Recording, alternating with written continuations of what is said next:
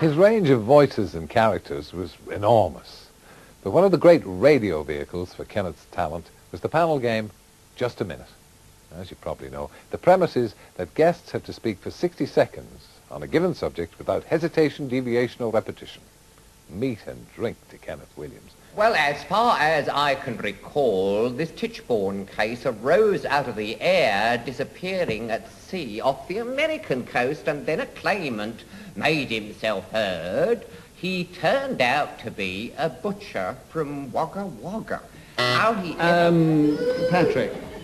I'm not sure whether this is correct. Wagga Wagga, is that two woggles? Is that repetition or not? I think it's hyphenated, isn't it? Is it? Yes. It could What's be. it? It's the name Somebody of a place. Waggas. You can't say Wagga, can you? It's the name of a place. Well, you can, can't you? They do call it Wagga. You're quite right, I just said it. Wagga. So if it's not hyphenated, Patrick has a correct No, it's a challenge. whole name, dearie. Well, in that case, thank you for telling me. So, in which case, Patrick is right, and he has to take No, it. no, he's wrong, that great fool.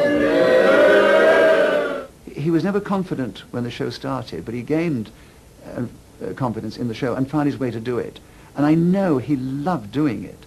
He gave him a chance to show off, to act, do his voices, and at the same time show off his erudition. He really revelled in it. I was on it a few times, and the producer said to me, one thing worth noting, there's no great rules about it, one thing worth noting, if Kenneth gets going, don't press the buzzer and interrupt him.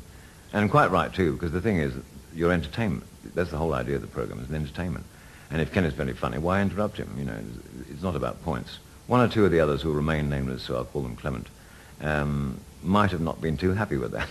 Much has been made of this, and a lot of esoteric reference, which I don't think is merited. If you walk along with your hips swaying in the breeze, and people say, who made that noise?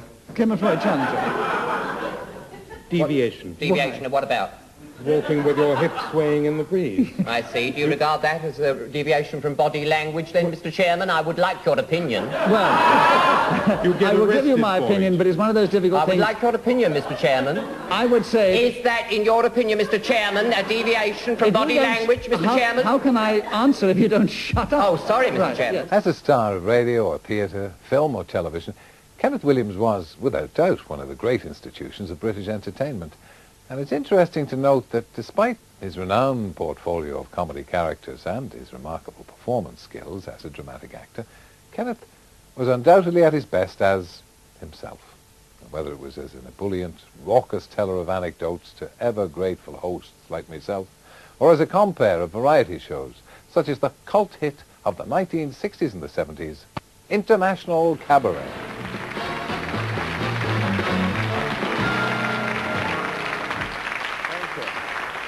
Good evening and welcome to another edition of International Cabaret. This is the ritziest show with the dishiest compere.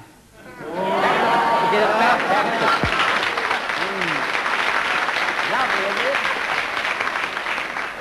And I've got the fan mail to prove it. I get letters from all over. I've had them from as far as Feltham. I have. Fantastic letters. You should see, Michael, letters ranging from what is the place of the individual in organised society to who do you think you are, you stupid great nit. Not all the letters I am here to tell you are so consoling. I had one the other day, really quite vituperative. I mean, you've never seen anything like it.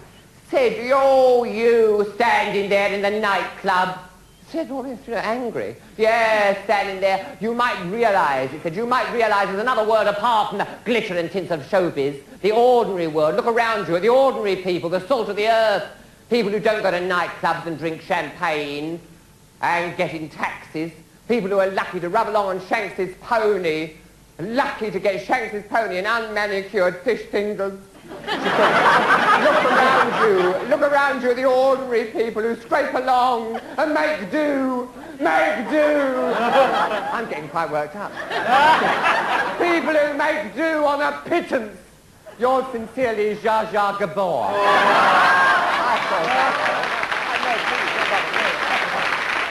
He had this wonderful ability as a professional to work an audience.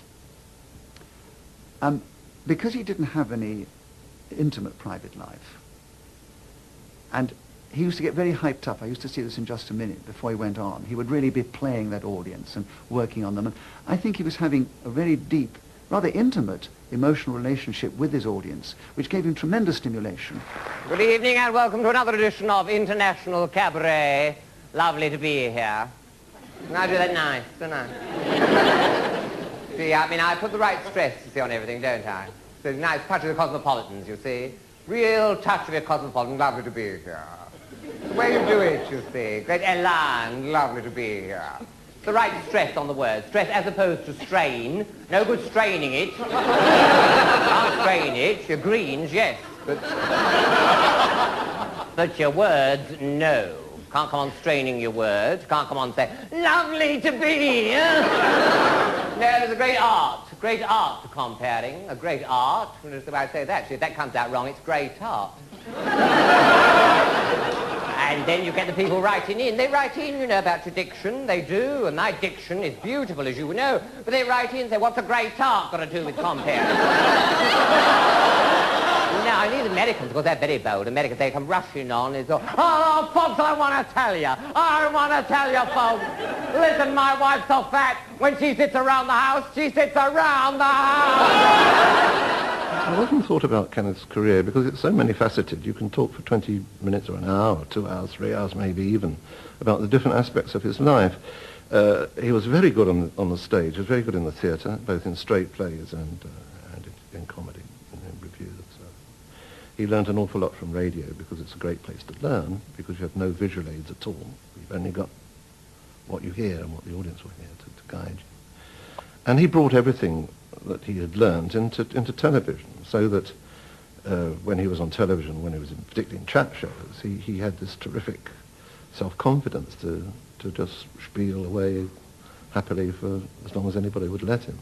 People who are in the theatre imagine, do they not, that the world revolves about that particular area and not about any other. Edith Evans was comparable because she had this extraordinary ability to rise above any kind of adversity. I remember after Gentle Jack, there was terrible booing and shouting, and she said to me as the curtain fell, well, I heard one bravo.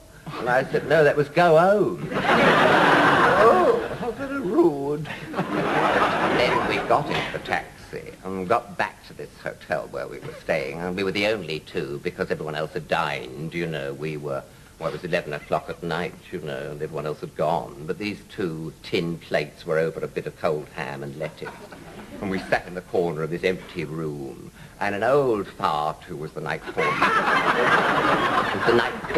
who was deputising both as night porter and waiter, came in and said to Dame Edith, your partner in crime's had her grub.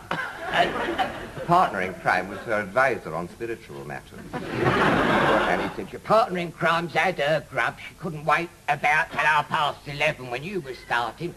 But she said she might want a drop of wine. Do you fancy a drop? And she said, oh, yes, half bottle of Beaujolais would not come amiss. He said, I thought you'd fancy that. I got a drop in the sideboard for you. And bent over to get it, and then broke wind with alarming ferocity. It really rang out appallingly. And she said to me, this place has gone off terribly.